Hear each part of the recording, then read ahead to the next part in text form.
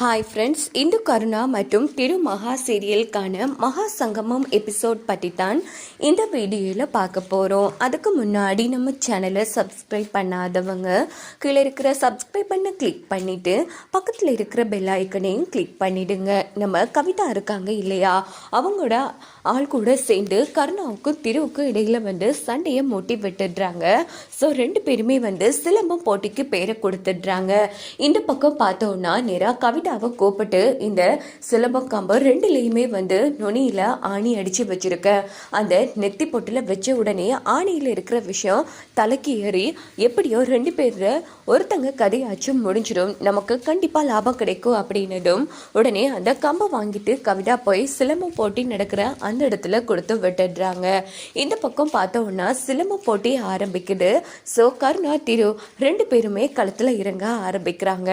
இந்த அழகான மூமெண்ட்டை நம்ம சிஸ்டர் பார்க்கணுமே அப்படின்னுட்டு பாண்டி நேரா வீட்டுக்கு கிளம்பி போய் கதவை தட்டிட்டு இருக்காங்க. சிஸ்டர் கதவை திறங்க அப்படின்னதும், இங்கே பாருங்க பாண்டின்னு, நான் யார் கூடயும் பேச தயாராக இல்லை, திருவிழாவுக்கும் வரமாட்டேன், தயவு பண்ணி இங்கேருந்து கிளம்புங்க, நான் பட்ட அசிங்க எல்லாம் போதும் அப்படின்னதும், ஐயோ சிஸ்டர் நீங்கள் கருணாவை புரிஞ்சிக்காம பேசிட்டு இருக்கீங்க, நீங்கள் மனசு நொந்துட்டீங்கிற ஒரே ஒரு காரணத்துக்காக எப்படியாச்சும் அவன் சொந்த உழைப்பில் உங்களுக்கு 3 பவுன் செயின் வாங்கி கொடுக்கணுங்கிறதுக்காக சிலம்பம் போட்டியில் கலந்து அங்கே ஆடிட்டு இருக்கான் கருணா, பாருங்க சிஸ்டர் அப்படின்னதும் உடனே கதவை திறந்துட்டு வராங்க இந்து.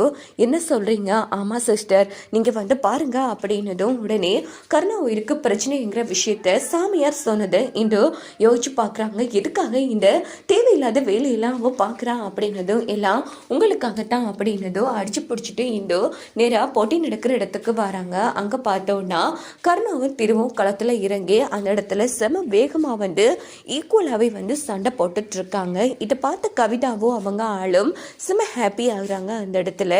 இன்னொரு பக்கம் பார்த்தோன்னா உன் புருஷன் உயிர் ஒரு நுனியில் தான் இருக்குது அப்படின்னு நம்ம மகா அம்மாவோட அந்த டைரியில் இருக்குது. இதை படித்து பார்த்த மகாவுக்கும் என்ன பண்ணுறேன்னு புரியாமல் அவங்களும் போட்டி நடக்கிற இடத்துல அந்த இடத்துல பார்த்துட்ருக்காங்க. கடவுளே இப்போ என்ன ஆக போகுதோ தெரியலையே, நம்ம பாசமாக கூப்பிட்டவர் தான் அண்ணன்னு கருணா அண்ணா, அவரு கூட சண்டை போட்டுட்ருக்காரு, ரெண்டு பேர் உயிரில் யாருக்கும் எந்த பிரச்சனையும் வரக்கூடாதுங்கிற மாதிரி மகாவும் அழுதுட்ருக்காங்க. ஒரு பக்கம் இந்த பக்கம் இந்துவும் அழுதுட்ருக்காங்க. ஸோ ரெண்டு பேரில் ஒருத்தங்க குச்சி நெத்தியில் வச்சா தான் போட்டி நிறைவு பெறும். அங்கே பார்த்தோன்னா ரெண்டு பேரும் ஈக்குவலாகவே என்ன பண்ணுறாங்கன்னா குச்சியை நெத்திக்கிட்ட கொண்டு போகிறாங்க. அப்படின்னு பார்த்து என்ன நடக்குதுன்னா, நெத்தியில் குச்சி பட்டதும் ரெண்டு பேரில் ஒருத்தருக்கு எதுவுமே ஆக இல்லை. ஸோ ஈக்குவலாக ரெண்டு பேருமே போட்டியில் ஜெயிச்சிடுறாங்க. அங்கே பார்த்தோன்னா ரெண்டு பேரும் போட்டியில் ஜெயிச்சதை பார்த்த கவிதா செம கடுப்பாகிறாங்க. என்ன இது, நெத்தியில் குத்தி பட்டு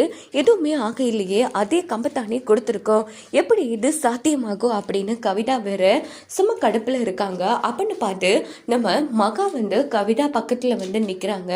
என்ன அப்படி பார்க்குறீங்க, என்னடா நாம குச்சியில் ஆணி வச்சு கொடுத்தமே ஆனால் எதுவுமே நடக்க இல்லையா அப்படின்னு யோசிக்கிறீங்களா? எவ்வளோ தைரியம் இருந்தால் இங்கே உங்கள் கேவலமான வேலையை காட்ட ஆரம்பிப்பீங்க.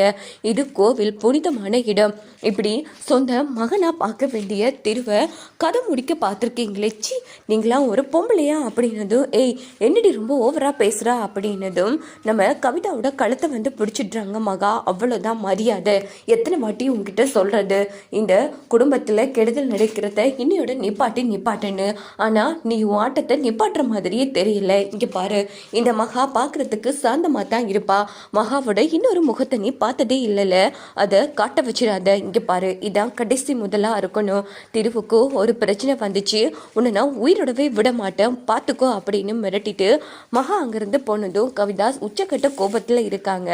இந்த பக்கம் பார்த்தோன்னா திருவும் நம்ம கருணாவும் ஜெயிச்சதுக்கு பரிசு கொடுத்துட்றாங்க. அப்போ பார்த்தோம்னா, ஏண்டா கேவலம் என் பைக்கே உடைச்சிட்டல, ஏண்டா கேவலம் நீ என் காரை உடைச்சிட்டல அப்படின்னு ரெண்டு பேரும் மோதிட்டே இருக்காங்க. அப்படின்னு பார்த்து இந்துவும் மகாவும் வராங்க. கொஞ்சம் இருங்க, என்ன ஆச்சு, நீ இப்போ ரெண்டு பேரும் முறைச்சிக்கிட்டு இருக்கீங்க, எனக்கு இவரை தெரியுங்க, கருணா அண்ணா ரொம்ப நல்லவர் அப்படின்னதும் உடனே கருணா கிட்டே இந்து இங்கே பாருங்க, ஒரு வாட்டி வண்டி இல்லைன்னா இவங்க ஆஃபீஸ்க்கு தான் சாப்பாடை கொண்டு போனேன், நம்ம திருவண்ணா ரொம்ப நல்லவர் கருணா, எதுக்காக அவர் கூட சண்டை போட்டுட்ருக்கா அப்படின்னதும், ஏமா இவ ஓ புருஷனா அப்படின்னு திரு கேட்குறாங்க.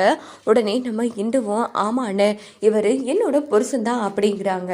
உடனே பார்த்தோம்னா கருணா வந்து மகா கிட்ட ஏமா நீ தான் இவனை கட்டிக்கிட்டியா அப்படின்னதும் நம்ம மகாவுக்கு என்ன பதில் சொல்றேனே தெரியல. உடனே திரு வந்து இங்க பாரு இவன் கூட எல்லாம் எதுக்கு நீ சகவாசம் வச்சுக்கிற அப்படின்னு திரு மகா கிட்ட கேட்டதும் ஐயோ முதல்ல 2 பேரும் சண்டை போடுறத நிறுத்துங்க. இங்க பாருங்க உங்க 2 பேருக்கு இடையிலையும் சண்டையை மூட்டி விடணுங்கிறதுக்காக யாரோ ஒருத்தங்க தான் ஒரே மாதிரி லெட்டர் எழுதி வண்டியை மாறி மாறி உடைச்சு விட்டுருக்காங்க. அது புரியாம நீங்களும் சண்டை போட்டிருக்கீங்க அப்படின்னு மகா சொன்னதும் என்ன மகா சொல்ற அப்படின்னு திரு கேட்குறாங்க. ஆமா கொஞ்சம் கூட நீங்க படிச்சவர் தானே லாஜிக்கலா வந்து யோசிக்கவே மாட்டீங்களா? ஒரே கையெழுத்து தான் 2 லெட்டரும் நீங்கள் 2 பேரும் படித்த லெட்டரை வந்து முதல்ல பாருங்க அப்படின்னதும் ஒரே கையெழுத்தில் இருக்கு. உடனே பார்த்தோன்னா அது உங்கள் 2 பேர் கையெழுத்தும் ஒரே கையெழுத்தா அப்படின்னு இந்த பக்கம் பார்த்தோன்னா நம்ம மகா வந்து கேட்டதும் ஆமாம் இல்லை அப்படிங்கிறாங்க. இதுலேயாச்சும் புரியுதா உங்கள் 2 பேருக்கு இடையிலையும் சண்டையை மூட்டி விடுறதுக்காக யாரோ வேணும்னே இப்படி பண்ணியிருக்காங்க அப்படின்னதும் அப்படி யாரும் இந்த கோவிலில் வேண்டாதவங்க இருக்காங்க அப்படின்னு கருணா வந்து டென்ஷன் ஆகிறாங்க. உடனே திரு வந்து சாரி ப்ரோ நான் உங்களை தப்பாக பேசிட்டேன் அப்படின்னதும் நானும் உங்ககிட்ட மன்னிப்பு கேட்குறேன் நானும் உங்களை தப்பாக பேசிட்டேன் அப்படின்னதும் சரி இனிமேல் நம்ம நல்ல ஃப்ரெண்ட்ஸாக இருக்கலாம் அப்படின்னு 2 பேரும் கை கொத்துக்கிறாங்க. இதை பார்த்து நம்ம மகாவும் இந்துவும் வந்து ரொம்ப ஹாப்பி ஆகுறாங்க. இந்த பக்கம் பார்த்தோன்னா இந்து வந்து மகா இதை யார் பண்ணியிருப்பாங்க எனக்கு ரொம்ப பயமாக இருக்குது என் புருஷன் உயிருக்கு பிரச்சனை இருக்குன்னு ஒரு சாமியார் சொன்னார். அது நினைக்கும் போதெல்லாம் எனக்கு ரொம்ப கஷ்டமாக இருக்குது. இங்கே இந்த திருவிழா முடியறதுக்குள்ளே ஏதோ நடந்துருமோன்னு பயமாக இருக்குது. இதெல்லாம் யார் பண்ணியிருப்பாங்க அப்படின்னதும் வேற யார் இந்து எல்லாம் எங்கள் வீட்டில் இருக்கிறது தான் அப்படின்னதும் என்ன சொல்கிறீங்க? ஆமாம் அதை போகிறாங்களே எங்கள் கவிதாண்டு அந்த கவிதா தான் இது எல்லாத்துக்கும் காரணம் அப்படின்னு நடந்த அத்தனை விஷயத்தையும் மகா வந்து சொல்லிடுறாங்க. இதை கேட்டு நம்ம இந்து வந்து சம அரிச்சு ஆறாங்க. என்னது இவங்க தான் பண்ணாங்களா? என் கருணாவுக்கு மட்டும் ஏதாச்சும் ஆகட்டும் அவங்கள ஒன்றும் இல்லைன்னு பண்ணிடுறேன் அப்படின்னு இந்து வந்து சம கோபமாக பேசிட்டு கிளம்புறாங்க. இங்கே பார்த்தோன்னா போட்டியில் ஜெயிச்சதுக்கு திருவுக்கும் பணம் கொடுத்துருப்பாங்க கருணாவுக்கும் பணம் கொடுத்துருப்பாங்க இல்லையா? ஸோ அந்த பணத்தை வச்சு உடனே கருணா என்ன பண்ணுறாங்கன்னா அவங்க சொன்ன மாதிரியே இந்துவுக்கு வந்து ஒரு அழகான செயினை வாங்கிட்டு நேராக கோவிலுக்குள்ளே வராங்க. இங்கே பாரு என் சொந்த காசில் உழைச்சி வாங்கின செயின் இதை போட்டுக்கோ அப்படின்னதும் இதை வந்து துறமணன்னு ஜெயந்தியோட தங்கச்சி பார்த்துட்டு இருக்காங்க. எங்கே பாரு அதுக்குள்ளே உழைச்சி செயின் வாங்கி கொடுத்துட்டா சே நம்மளால தான் இந்த இந்துவுக்கு புது செயின் கிடைச்சிருக்கு. போனா வந்து செம கடுப்பாகிறாங்க. இதோட பார்த்தோன்னா இந்த ரிவ்யூ முடிஞ்சிருது.